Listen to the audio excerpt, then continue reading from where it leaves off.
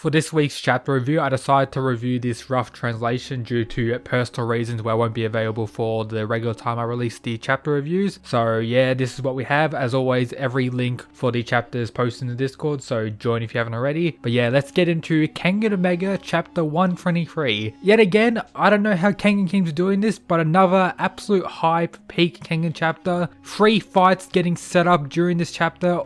Absolute greatness, tons of reveals, Faye being an absolute badass, Waka being an absolute badass. Let's get into it. The chapter begins with Faye still flexing on Waka and saying the following: "The Niko style you've seen so far, you can forget about it.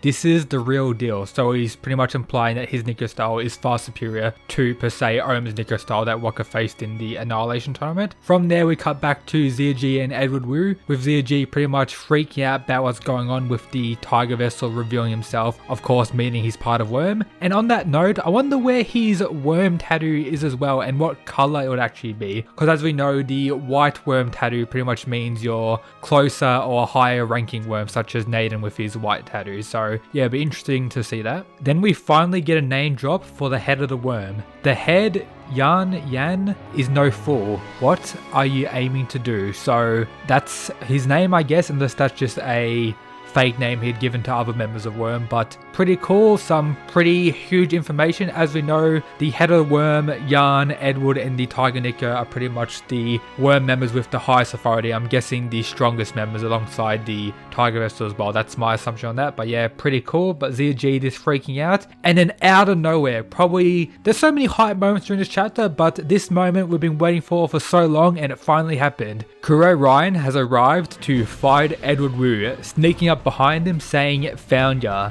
Then Edward Wu staring at Kure Raian, they stare at one another. "Oh, forgot about you.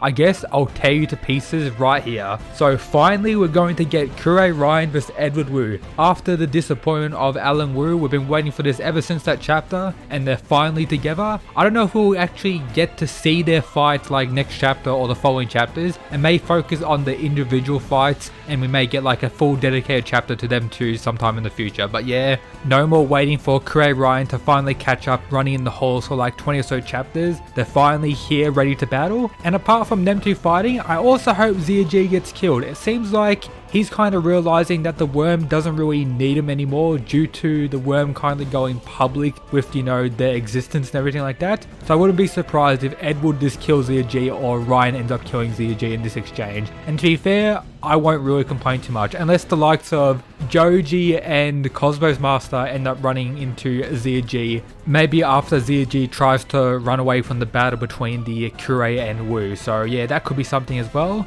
But from there we cut back to the fight between Faye and Waka, with Faye saying the following, pretty much explaining why he's able to keep Waka down with one hand, even though Waka is very clearly stronger raw power wise. The basis of redirection kata is controlling the flow of power. That is why you can't even shake me off. So he's pretty much controlling Waka with his, I'm guessing, superior redirection kata to Oma, because Oma was never able to do something this insane. But regardless of Faye controlling the flow of power, Waka uses Big Chad Giga muscle energy to chuck Faye into the air. But Faye very clearly is still hanging on, so he can still chuck him in the air, but he can't actually get Faye off of him, which is something to note. It also seems that Faye is still messing around, having a fun time with Waka, and easily transitions from being chucked in the air into a new Niko style technique. Redirection X Water Kata, Binding Demons, looks quite deadly, similar to Cosmo's Python hold, as he also binds the arms of Waka while also choking him out, and Oma confirms that he doesn't know this technique, and Kano comments on how the Niko style has evolved even further.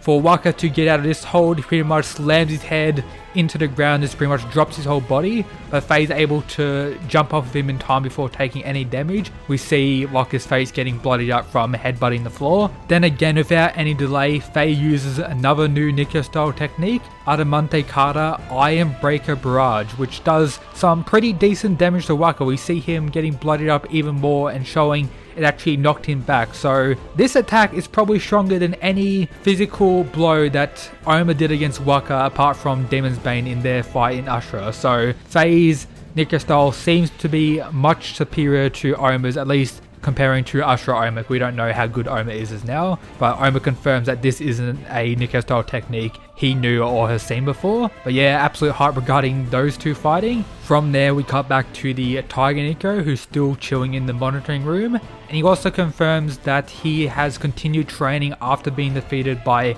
Oma's Niko, which is 12 years in the past.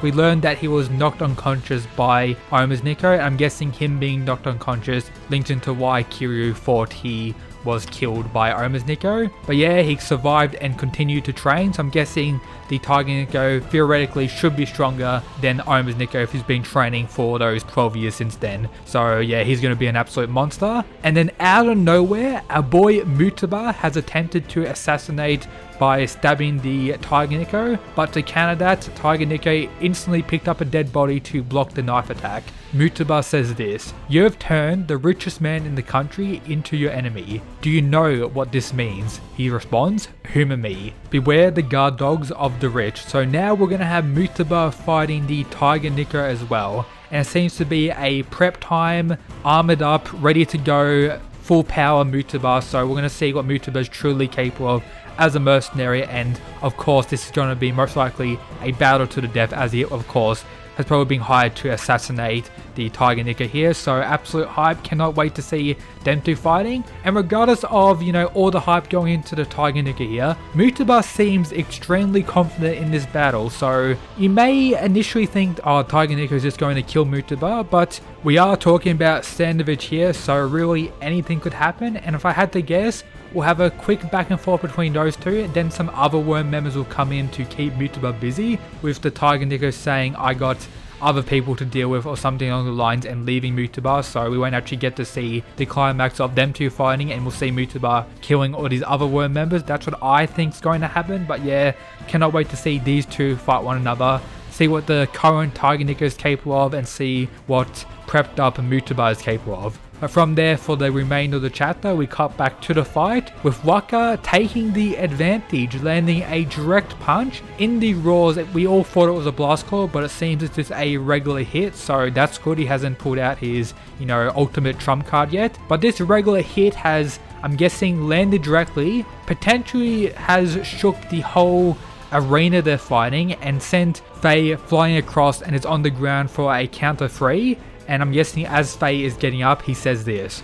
So that's all he's got. So regardless of Faye taking a direct hit, it could potentially be a blast claw, as this is still the rough translation, but still a regular hit from Waka has pretty much tanked this and is pretty much saying, oh, is that all you can do? I'm guessing Faye will most likely pull out the advance or something crazy next chapter to continue beating on Waka. But yeah, Waka, regardless of all this hype going to Faye, is still in this fight and is showing how strong he truly is, worthy to, you know, still be a top tier. And Faye is going to show us what his full power is like, as he wasn't really that serious until, I'm guessing, now. So yeah, cannot wait for that. We have 3 fights that will most likely be occurring around the same time. I guess we're going to see one at a time, so next chapter will most likely solely focus on the Waka vs Faye, then sometime in the future we're going to see a full chapter focusing on the other 2 fights, or every chapter from now on could just focus a little bit on each 3 fights. Regardless, I'm absolutely hyped, a great chapter yet again, and that should be everything for today's video. Hope you enjoyed, make sure to subscribe if you haven't already, and shout out to the people who support the channel via the Patreon. Absolute mad lads, that's it guys, peace.